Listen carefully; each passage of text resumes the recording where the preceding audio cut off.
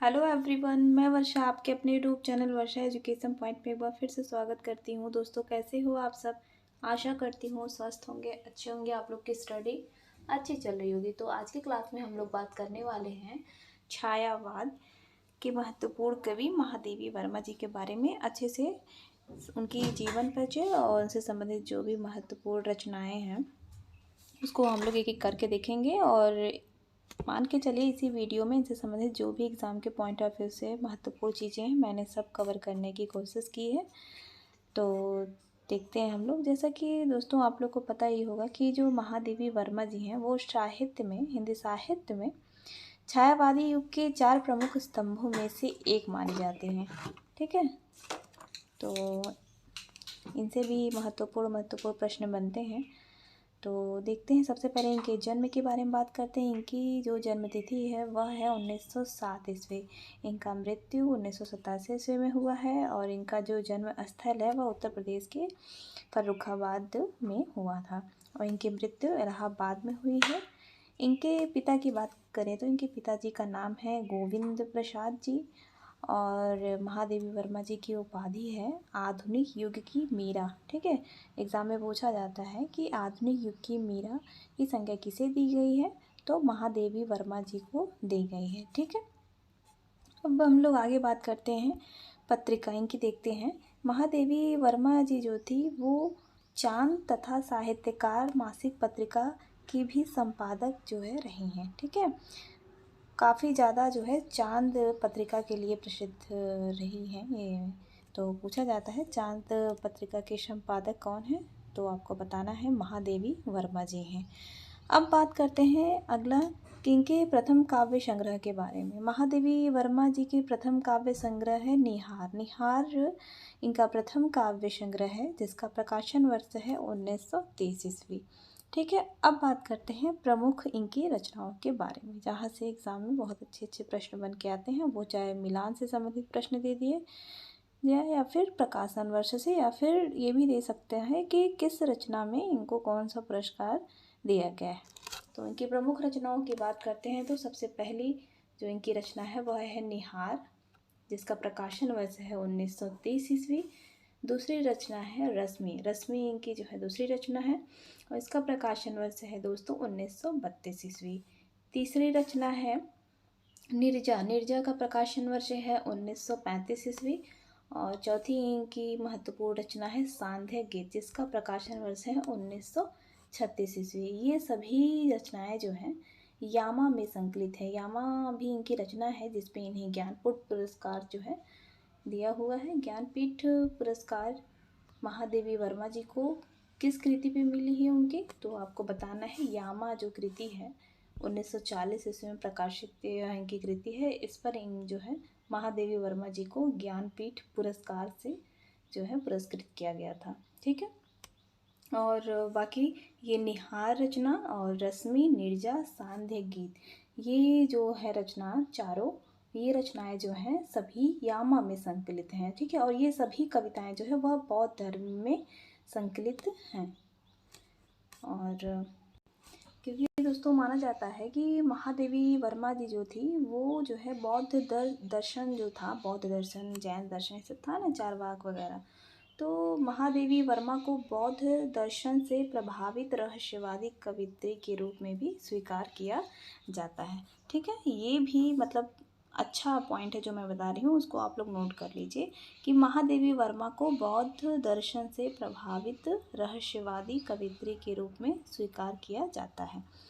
ठीक है, तो अब हम लोग उनकी नेक्स्ट रचना के बारे में देखते हैं। यामा। यामा रचना जैसे मैंने बताया, यामा रचना में इनको जो है ज्ञानपीठ पुरस्कार मिला है। फिर अगली जो है महत्वपूर्ण रचना है दीपशिखा। दीपशिखा का प्रकाशन वर्ष है 1942 ईस्वी।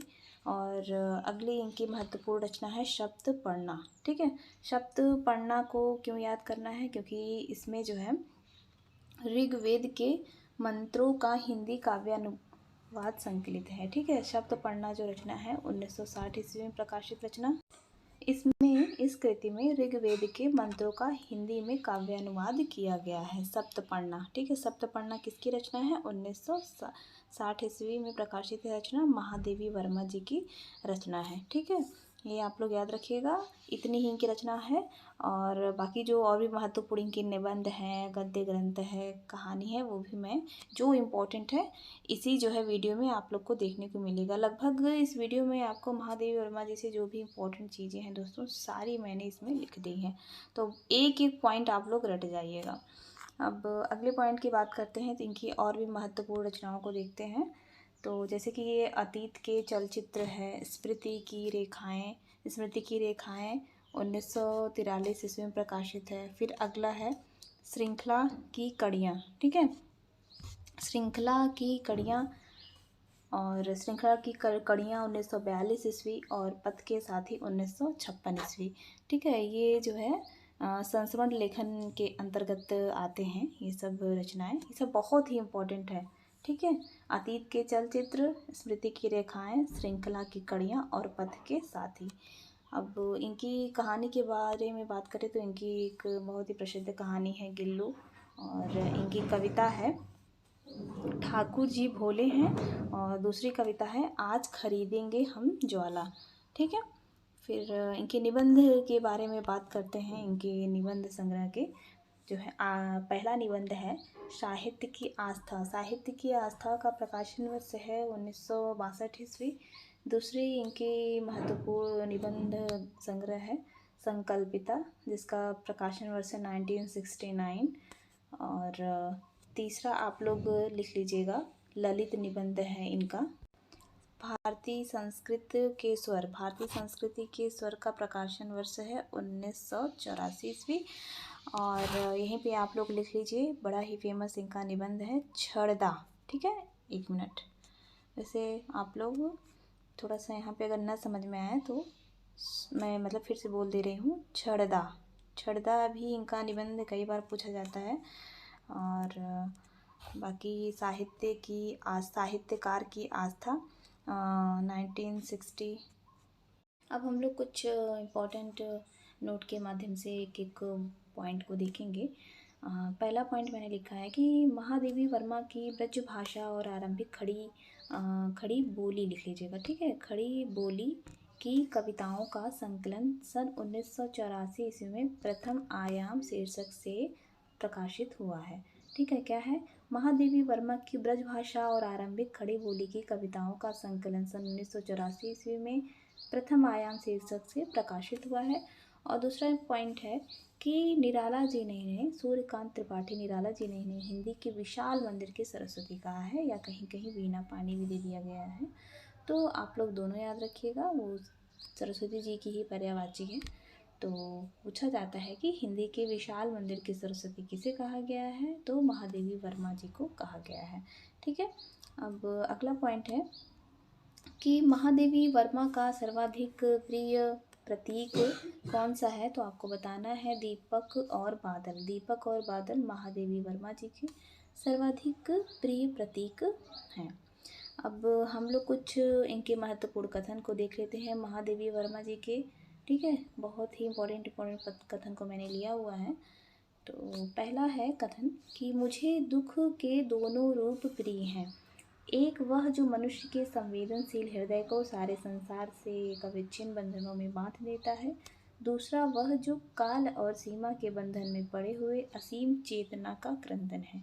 तो आप अगर स्टार्टिंग के ये याद कर लें पॉइंट कि मुझे दुख के दोनों रूप प्रिय हैं, और लास्ट के चेतना का क्रंदन, अगर आपको दिखे तो तुरंत महादेवी वर्मा का ही लगा देना है आंसर। लेकिन अगर आप एक दो बार भी ऐसे पढ़ लेंगे तो वैसे भी याद हो जाना है, बट ट्रिक यही है, मैं भी ऐसे ही याद की हूँ, स्टार्टिंग का ये वर्ड याद की हूँ कि मुझे दुख के दोनों रूप प्रिय हैं, एक वह जो मनुष्य के लिए संवेदन हृदय को सारे संसार से एक विच्छिन्न बंधनों में बांधे, ठीक है।